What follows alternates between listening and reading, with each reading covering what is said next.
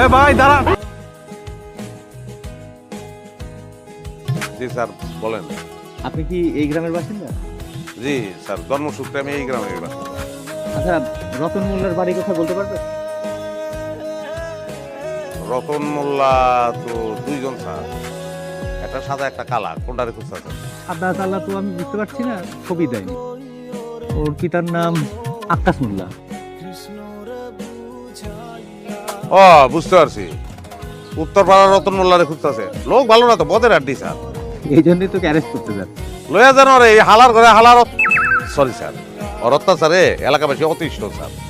মামলা কি স্যার? মামলাটি কি সিরিয়াস? নারী নির্যাতন আর যৌতুক মামলা। ওর মামলা তো খুবই ভালো স্যার। মন্দির বলাই সরি স্যার, ওই বুঝবো কত দানে কত দাও। লন স্যার আমার লগে লন। আছেন বাইকে আছে? বাইকে উঠতেছে, অসুবিধা নাই স্যার। ডাউনের পথে রতনের কথা কাউরে জিজ্ঞেস না সমস্যা কি? স্যার। ও যদি কোনোভাবে যাই না যায় যে আপনারা আইছেন, ওর জীবনেও ধরতে পারবেন না স্যার। আচ্ছা ঠিক আছে, কাউকে জিজ্ঞেস করবো না, আপনি আসেন। মেম্বার সহ এলাকার কিছু গণ্যমান্য লোককে খবর দেন স্যার। কেন এলাকার গণ্যমান্যকে কেন খবর দিতে হবে? লাগবো স্যার, নাইলে ওরে পাইলেও ওরে কোনোভাবেই নিয়ে যেতে পারবেন না। বাবা, রতন মোল্লা এত পাওয়ারফুল নাকি? না পাওয়ারফুল না স্যার, চালাক, শিয়ালের মতন চালাক। ও আচ্ছা, তাই নাকি? আচ্ছা দেখি, চলেন কিভাবে আইনের চোখে ফাঁকি দেয়, আমি একটু দেখি। ঠিক আছে স্যার, যেটা ভালো মনে করেন। আচ্ছা, হ্যাঁ স্যার। স্যার মামলা রাখে করছে তার স্ত্রী।